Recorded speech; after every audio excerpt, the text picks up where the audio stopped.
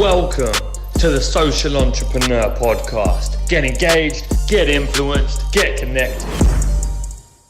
Okay, so let's jump in to the Social Entrepreneur Hotline. It is a live hotline where you can call in and ask anything that you want to ask about motivation, business, investments, anything that you can think of. So we're going to jump in and get the first guest on now. And by the way, while we're waiting, okay, we've already got these people pre-lined up because they've answered the messages earlier and they've dialed in. So if we get a chance, I'm going to pick one or two questions from the audience live at the back end. So I'll do like a 60-second warning to get your questions ready if you've got one. And I'll fly those in about maybe 5 to 10 minutes. So the hotline is what it's all about. Let's who have we got coming in first? Hi, how you doing? Yeah, very good. How are you? What's the question, buddy? What's your name?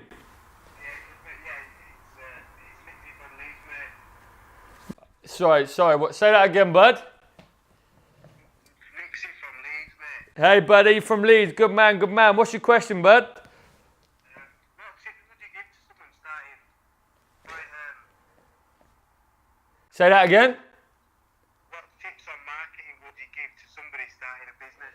What tips on marketing would I give to somebody starting a business? Realistically, you are your biggest advert. So what is the business? Road haulage. It's what? Road haulage. Road haulage, nice. So you are your biggest advert, so you've got to get out there and shout about it. Sorry, the line's a little bit slow. So you've got to get out there and shout about it. I think when anyone who's starting out a business, they need to know that you are the marketeer, you are the salesman, you are the operations, but getting out into your industry, making yourself known on social media, interacting in specialist groups, forums, so on and so forth, is what you should be doing. What have you been doing? Oh, we've lost him. Okay, he's gone. Right, let's get the next one on. Hey guys, sorry about the sound there. It's not ideal. But what the main man was saying was, what's the best tips that you've got when you're marketing your own business? So for me, in the early days, it was actually going estate agent to estate agent in a nice suit with a briefcase, really going in there and pitching myself, my ideas, and why companies should invest in us. Let's get the next one on. And why companies should invest in myself. So that's really, really important. And then I used to do crazy things like get these signs made that would cost about 50 quid from the local printers. And then it was going all around the city with a drill and screws and just screwing them to all of the barriers on the main highways. And don't get me wrong, I got fined a few times from the council. But the amount of people that said they noticed me in and around the town, you know, it worked an absolute treat. Right, who we got next? Hi, good evening. How you doing? Yeah, what's your name, bud? Marco. How's it going, Marco? Good man. Listen, what's your question? I was wondering what you got upstairs from school for and where you see yourself in 5 to 10 years. So, why did I get expelled from school and where do I see myself in the next 5 to 10 years? Two fantastic questions. So I think I got expelled from school because I don't fit the standard profile of what the school system wants you to adhere to. I think that the school system is a one-size-fits-all operation that really doesn't work anymore. I think the curriculum was based around conformity and making people fit a certain way because they want to manipulate the masses into doing the things that they want them to do. So when you get somebody like myself that always wants to challenge why can't I do that? You know, why am I not allowed to do that? What not to be creative enough? They really don't like it. And you know, at the time I had a real struggle with authority. I was always questioning everybody and I didn't really get why they were trying to make me do lessons that I was just no good at, and then when I was realizing I was no good at them, I was getting bad grades for it and told that I was no good. I just didn't really get it. Does that answer that? Good. And where do I see myself in the next 5 to 10 years? Taking over the world, my man, taking over the world. I want to go to the absolute top. I've got some big ideas, and I'm really going to go for it. Some of the main ones is billionaire, super yacht, front cover of Forbes. But most importantly, I want to live forever, my man. I want to live forever. So that's where I see myself going. Awesome. Does that help? Cheers, buddy. Take care, man. Yo, so listen, if you are struggling at school right now, what are you laughing at? Good questions in the background. If you are struggling at school right now, listen, don't worry about it. And I don't care what people say. And I was a little bit nervous after one of the apprentices when people say, oh, you can't go and advertise the fact that you were expelled from school at 15 and now you're at success, because all it does is paint a picture for people to believe that it's realistic to be expelled from school when you can achieve. Well, at that time, I let them dampen me a little bit. Well, fuck them now, right? If you aren't getting on at school, and if it doesn't work for you, don't worry. It is not going to hold you back. The school system for me is bullshit. It needs a complete overhaul, right? They're telling you to go through a system, to go to university, to get into a load of debt, to a job you're never going to get, to money that you'll never be able to pay back, and then you're trapped in the system that's been created by people that want to lock you in because they don't want to create entrepreneurs. They don't want people challenging the status quo. They want to keep control. So make sure that you aren't too worried about it, and just make sure that you work hard moving forward. Just secondly, about what do you want to see yourself doing in the next 5 to 10 years? Always challenging, always pushing, always testing yourself to be the next better version of you. That's what I recommend everybody should be doing. Okay, who have we got in next? Hi, how we doing? I'm fine, how are you? Yes, very well. What's your name? Selena. Hi, Selena. How's it going? It's all right. Great. Have you got a good question for me? Yes. Go. All right, fire away. So, what is the most challenging thing that you've got over being an entrepreneur? What is the most challenging thing that I've got over being an entrepreneur? I have to say to date was buying Lord Sugar out when I was 27. I mean, that was a scary time for me. I'd only been in business with him for about a year and a half. I was very worried about the PR companies and the newspapers and everything saying that I was a failure because I didn't stick with him. And I was, I didn't quite know whether I was making the right moves or not, going alone, taking the business back. Was I really going to be able to drive it as far as I thought I was going to be able to? And that's a pretty scary time. I got to a point where I wanted away from the partnership. There was no longer any motivation for me there. I felt like I was being held back in my ambition. And I remember the board meeting very clearly. And I remember walking in that day and my adrenaline was high and I was quite nervous, and I was feeling it a lot. And, it was all building up and I just got there and I just hit it out, and I don't think they were expecting it, and I wasn't expecting it, but I literally said to them, listen, I want to grow this business to the absolute maximum it can be, and I'm willing to put it all on the line.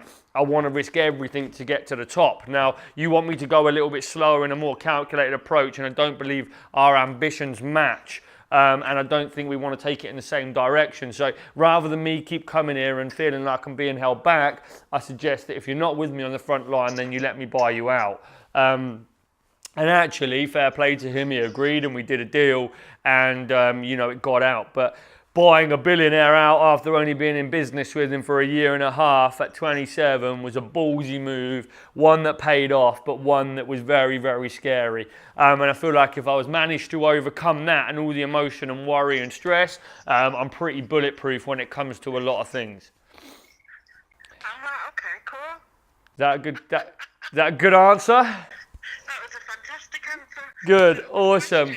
What do you do? So I am a property sourcer for social housing tenants. Yeah, okay, awesome, nice. And whereabouts are you based up in the north? Manchester. Oh, you're Manchester, are you? Okay, awesome, nice. Well, listen, thank you very much for the question, and I hope you have a great evening and continue to tune in. Amazing. Cheers, Selena. Take care. Good night. You too. Bye-bye. So, can everybody hear what these people are saying, by the way, in the back end? Can everybody hear the questions that are being asked, and am I repeating them clearly enough so people know what's going on? But just to that was a great question, Selena, and thank you very much. But yeah, I mean, that was one of my hardest ever things to do as an entrepreneur. Buying out Lord Sugar was tough. It was very scary. And being able to overcome it. Have we got some question coming in about there that is worth asking?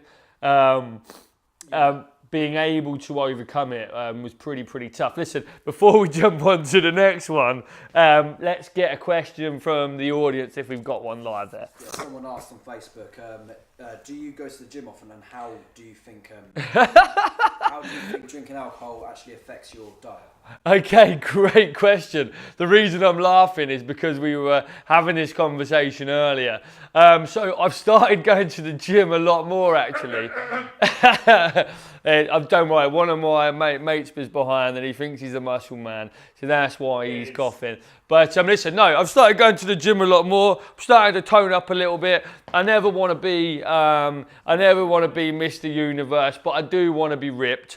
So yeah, I mean, working out. What was the question again? I've gone off on a tangent there. So yeah, do you work out, and also do you think alcohol is going to affect your diet much? Yeah, so I didn't used to work out, and in the early stages of the business, I kept making excuses that, I was working 18 hours and I shouldn't go to the gym. Yes, you should go to the gym. It makes you feel 10 times better. You need to be strong physically to be strong mentally, and alcohol quite clearly, you'd be stupid to not think alcohol doesn't mess your shit up. It helps you, it puts you on weight, it gets you out of your routine, it knocks you back a few days. So, really, that is the question, but I don't know what you're asked. I don't know what else to say on that one. Right, have you got something else to come in at the back there? Yeah, it's just doing its thing now. So what's actually been happening this week then in the business? Has anything been going on? Yes, a lot. We've changed the whole management structure within our sales department, which has been a big move. We're about to launch 6 new cities at the start of February. Impregas is expanding throughout the South Wales and everywhere. Look, guys, so we've got another one. Yeah, it's gone like that. Who we got on the line there? Hello, how we doing?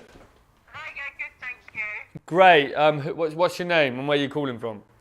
My name's Monica. Hi, Monica. Yeah, hey, I'm calling from Paddington. Oh, lovely. Awesome. How can I help? Yeah, so I wanted to understand from you, like, when you feel like you're really ready to go for something, Yep. when do you feel like it's the most appropriate time?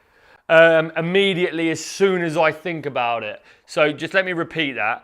So what Monica said is, when you're ready to go for something, when do you feel is the most appropriate time to do it? Like money-wise and everything, like how much money, when do you know that you've got enough money to just do it? Like, what? Yeah. The bare minimum, or do you...